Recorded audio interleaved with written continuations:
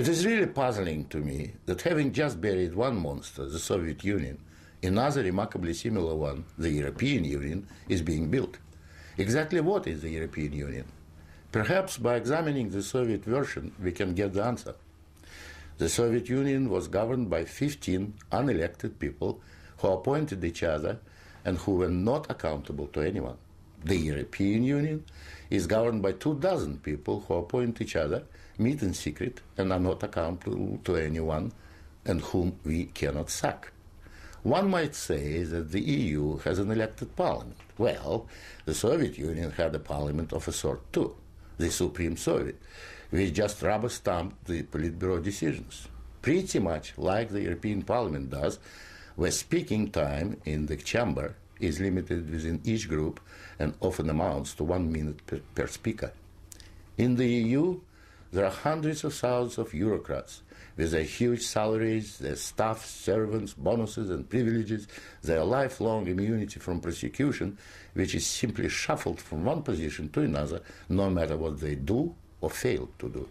Is this not exactly like the Soviet regime? The Soviet Union was created by coercion and very often with a military occupation. The European Union is being created, admittedly not by armed force, but by coercion and economic bullying. In order to continue to exist, the Soviet Union spread itself further and further. The moment it stopped spreading, it started collapsing. And I suspect the same is true of the European Union.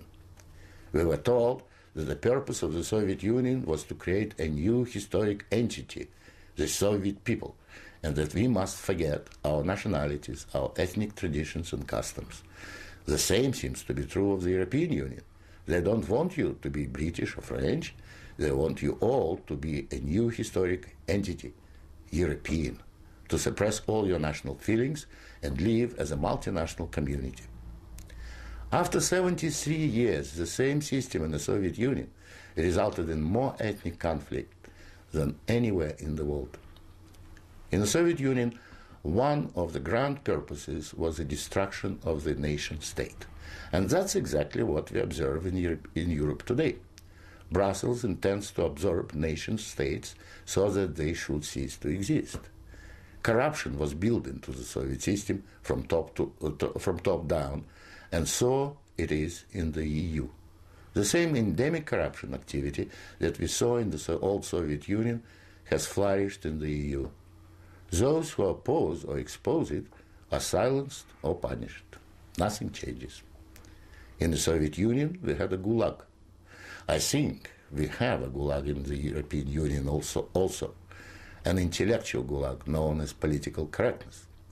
When anyone tries to speak their mind on questions of race or gender, or if their views differ from those approved, they will be ostracized. This is the beginning of the gulag, the beginning of your loss of freedom. In the Soviet Union, they told us we needed a federal state to avoid war. In the European Union, they are telling you exactly the same thing. In short, the same ideology underpins both systems. The EU is an old Soviet model presented in Western guise. But again, like the Soviet Union, the European Union has within itself the seeds of its own demise.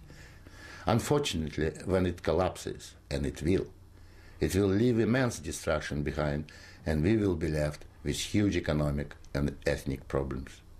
The old Soviet system was incapable of reform, so is the European Union. But there is an alternative to being ruled by those 24 self-appointed officials in Brussels. It is called independence. You don't have to accept what they have planned for you.